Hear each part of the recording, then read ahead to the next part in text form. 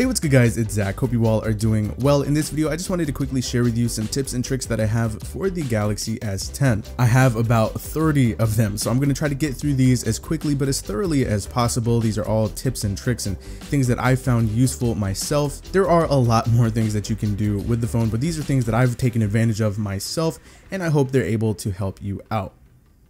So before I get into the tips and tricks, I just wanted to take a quick moment to thank dbrand for supporting the channel. They've been doing so for a good amount of time now, and they help make these videos possible. On my Galaxy S10, I've got their new Swarm skin, and I actually really like the way it looks, the way it feels, and the way it complements the silver frame of the phone. You can go ahead and check this and other skins that dbrand has to offer by using the link down below in the description.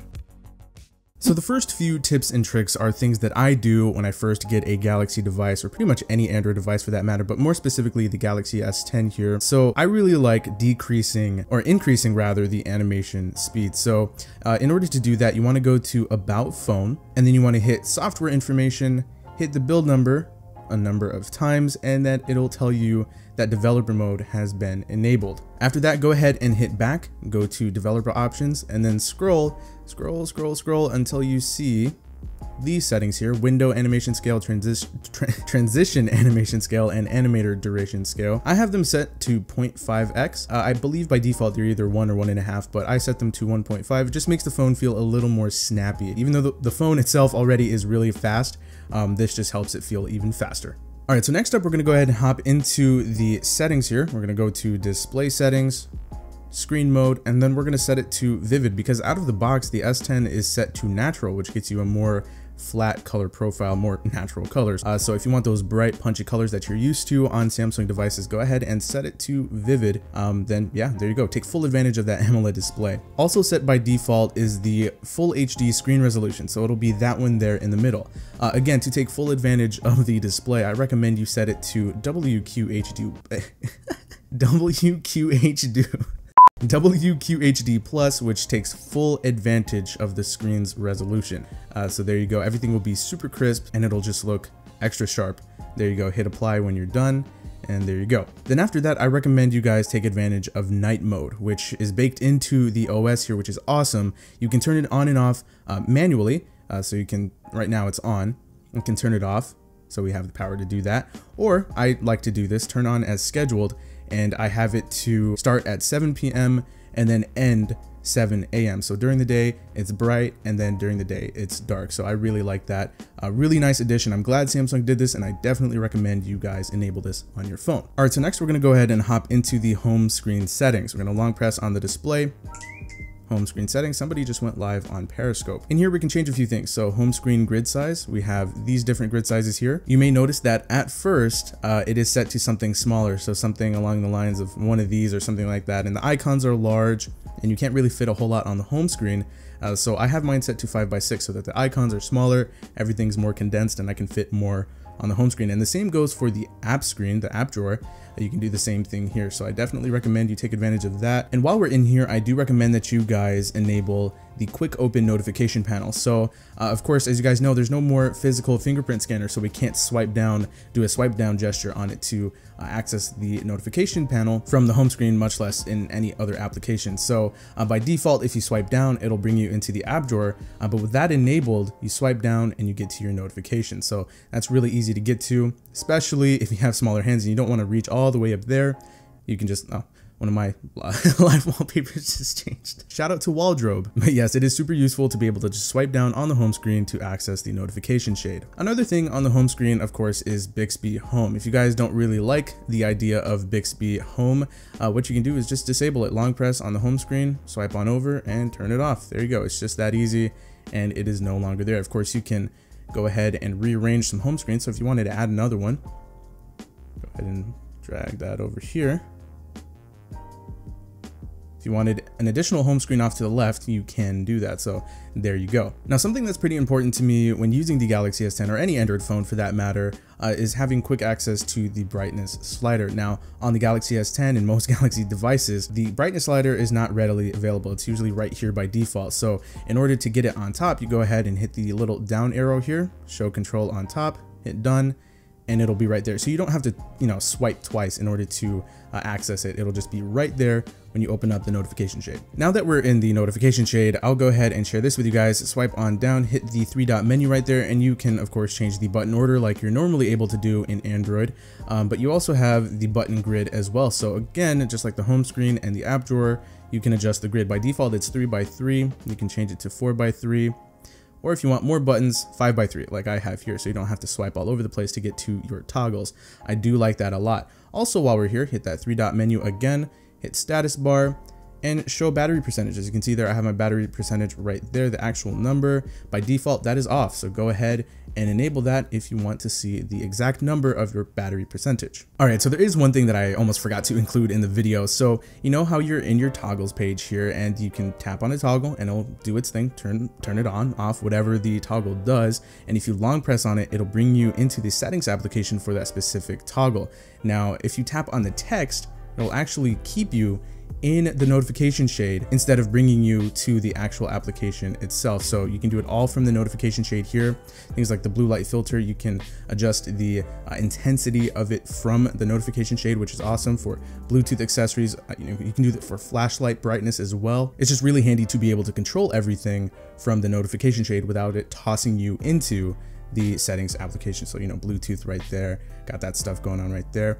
Just all from within the notification shade. It's really awesome. I like it. And lastly, from within the notification shade, I do recommend you guys enable Dolby Atmos for better sound. So as you can see here, it optimizes the sound automatically for whatever you're listening to. So whether it's a movie, if you're listening to music, or something that has to do with voices, you know, you can change the different profiles there. You can have it select them automatically. This also helps for when you're using things like the Galaxy Buds. It does improve the sound. It's really good. All right, so next up, we're gonna go ahead and hop into some pretty cool customization things. So we're back in the settings here. We're gonna head into display, scroll down and go to navigation bar. Now this is pretty basic stuff here. You can change the button order. By default, it has the back button on the right. Not too sure why that's still a thing, but it is there. I prefer mine to be on the left. And then of course you have the full screen gestures that come with One UI. You can swipe up to go home, you know, just basic swipe gestures. They work really well, but I prefer buttons. Now, as you can see, my navigation bar has things that you can't find in this specific set of settings. And that's because I've taken full advantage of Good Lock. Now, I really want you guys to check this out. Good Lock, you can get it from the Galaxy store. It is free. You get all of these cool extensions.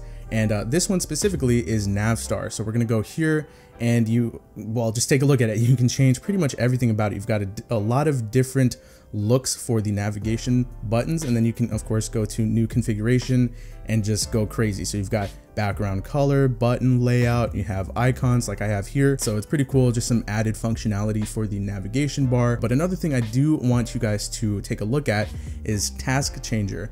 So you can get the recent apps to look like this. So it is much better, in my opinion, than the Task Changer or the recent apps stock with One UI. And it's pretty cool. It just looks nice. It's very fluid. I mean, look at the attention to detail. It's awesome. So really quickly, you can just take a look at the different layout types. The one I have now is stack. You also have list. List is pretty cool as well. It's, you know, kind of a throwback in Android. And then of course you also have, you know, grid, which is kind of like list, but 2x2 there. And then you have carousel. So carousel is kind of like that, but it's a lot better than the stock recent apps page. And I definitely like the stack one. It looks cool. And then you can also add a blurred background effect. And then you also have mini mode, you know, for one-handed use. It's all at the bottom there. So that's pretty cool if you wanted to see the background more or something like that. But yes, you really have to try this out. It really changes the look and feel of the phone, and it just adds on to the experience. It's great, love it. Now, after you're done messing around with Good Lock, go ahead and try out One Hand Operation Plus. This is actually a Samsung app that you can get straight from the Play Store, so that's nice. And it just adds even more functionality to your phone. Now here in the application itself, I'll go ahead and enable that. You can customize pretty much everything, and this is another thing that I can make a whole separate video on, but just to give you guys a quick summary, you can change the position of them and the touch width and the size and all that good stuff. And basically what this is, I didn't really explain it, but what it lets you do is take more advantage of the edges of your display. Of course, you can do this with flat panel displays as well. It doesn't really matter. This is for a short swipe gesture. You can also enable long swipe, which gives you even more functionality. So we'll just start off with the basic things here. A straight right gesture will act as the back key. So I'll go ahead and do a straight, there you go. a straight gesture will bring me back, and it's really smooth and it works very well. And of course you can do, let's see, a diagonal up and that'll bring you to your recent apps, and diagonal down will do a screenshot. So if I do diagonal down, I just took a screenshot there, and then if I do diagonal up, it'll bring me to my recents page. So that is really cool. Again, it's really fast and fluid, and it meshes well with One UI. It's very nice. This is also free, tons of stuff you can do here, and yeah, definitely try it out. So I know there are a lot of you out there that are not a fan of the hole punch cutout, but I'm gonna go into the display settings. I believe it's in the display settings. I think you go to full screen apps, and One UI lets you hide the front camera. So if you really want to get rid of it, and not have to see it anymore, you can do that. And it just I actually never tried it on my Galaxy S10, but it actually looks kind of silly. It makes it look kind of like a Pixel 2, but just from the top. So it's really lopsided, and it's just, I don't know, I don't like it. Maybe some of you will, but I'm just personally not a huge fan of that. So a better way to do it is to just embrace the hole punch cutout, okay? So let's go to this application called Hidey Hole. I believe this was made by Chainfire. And yeah, it's an application with wallpapers that just help you embrace the hole punch cutout. So you got this one right here. You've probably seen ones like this all over the place, but yeah, it's really cool. And of course you have some additional functionality here. You can change the brightness. You can also adjust the contrast and things like that. You can adjust the saturation if you wanted to add more or decrease it. You can also download it straight to your device, or you can set it from the application. And speaking of S10, S10 Plus, you can sort them by device as well. So obviously I have the S10 Plus, so I'm looking at ones for that. And then you also have different categories as well, tons of different categories. So that's really cool. But yeah, so this one, this wallpaper that you're seeing right here came from this application. So you can see it. You probably can't tell that the cutout is really there. But yeah, it does a really good job of doing that. And again, take advantage of it and do something cool. So let's try something. One of my favorite ones here. So this one's kind of cool. This one does a good job of hiding it. It blends in perfectly. And then there's one that I'm a fan of. Okay, this one right here. This is the PlayStation one, and it kind of has a little outline around it. So this is what I'm talking about when I'm talking about embracing it, right? So I'll go ahead and set that as my home screen wallpaper. Whole thing resets, and there you go. That actually looks pretty cool. I like that a lot. So yeah, just have fun with it, you know? I know it's not the best looking thing in the world, but it's much better than a notch, and yeah, just have some fun with it. All right, so next up we are going to remap the Bixby Key. So if I hop into the settings here, I can go to Bixby Key. I already have it there, so I'll just hop into it that way. Hello? Okay, all right, there you go. That's what I thought. All right, so, oh, that's right. It's in advanced features, and then you go to Bixby Key. So, okay.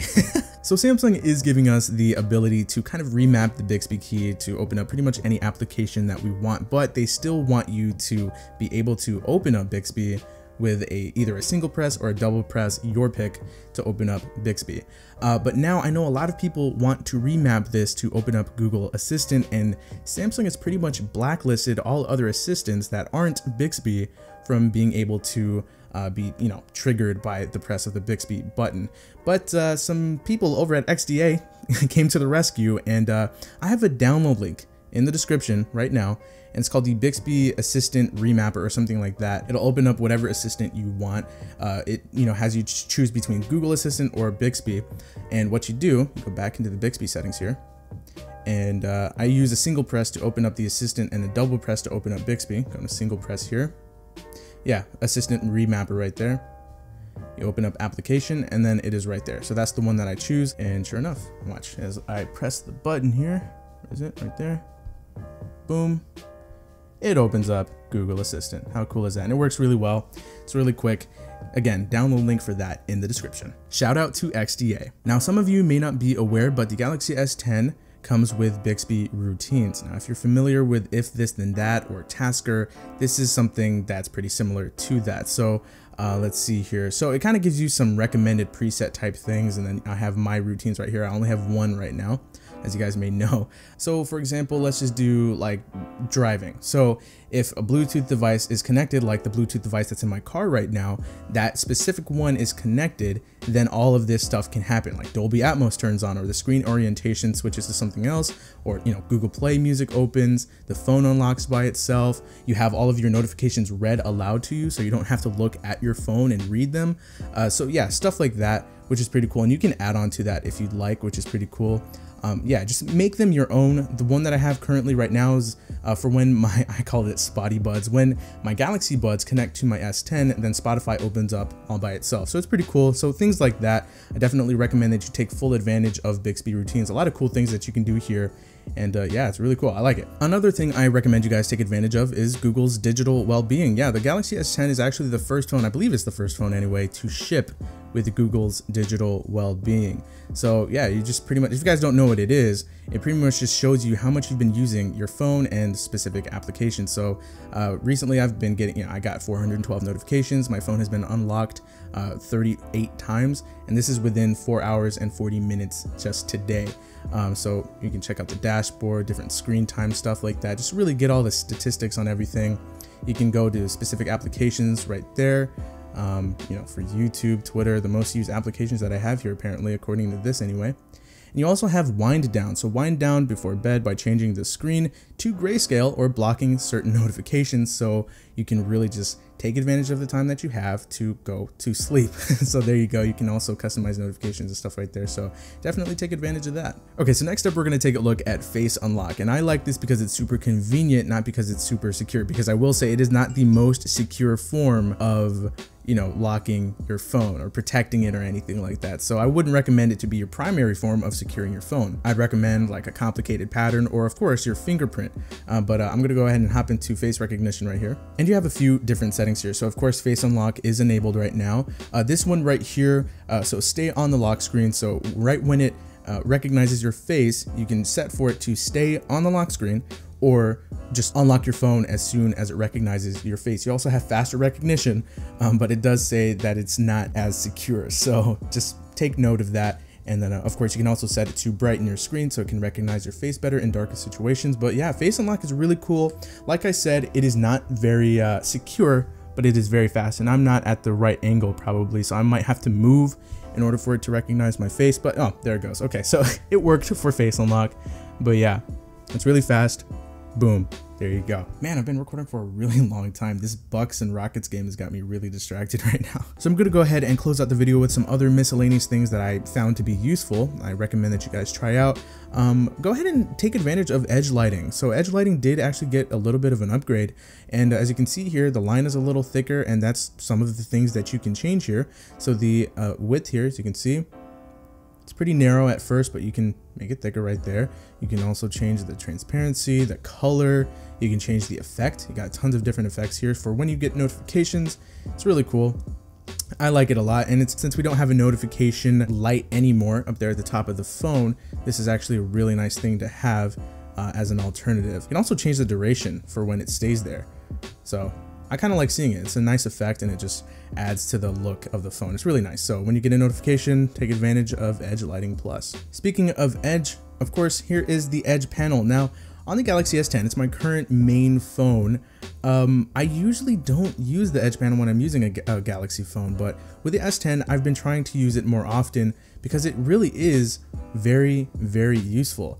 Yeah, I've been, kind of forcing myself to use it, and now I'm finding it to be more natural for things like opening up 2 applications at once or creating GIFs of my own right there, shortcuts for tasks and things like that, like a stopwatch or a timer, just really quick access to things like, a calculator or the calendar, things like that, or NBA scores, which I have to refresh. I'll go ahead and do that right now. Wow, my Chicago Bulls are getting destroyed by the Toronto Raptors. Okay, yay, better pick in the draft. All right, so anyway, but yeah, take more of an advantage of Edge panel. And of course, you can install a whole bunch of different extensions and stuff like that and really customize it. Try it out if you haven't already. We've got some more customization here within the lock screen, so you can really make it look and feel the way you want.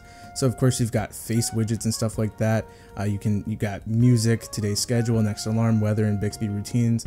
You can also show the same stuff here on always on display, which is another thing that I really like, always on display. You can change the clock style here for the lock screen or always on display. So let's try the lock screen for now. You can change what the clock looks like. That's something that's more classic for Galaxy devices, of course, and got all these other different ones here that you can choose from. Really cool stuff. I do actually like this one. It works for me. You can also change the color of it as well. So yeah, go crazy with this. Lock screen settings is actually pretty in-depth. But yeah, just have some fun with that And yeah, of course, you got always on display, and you've got even more stuff in here.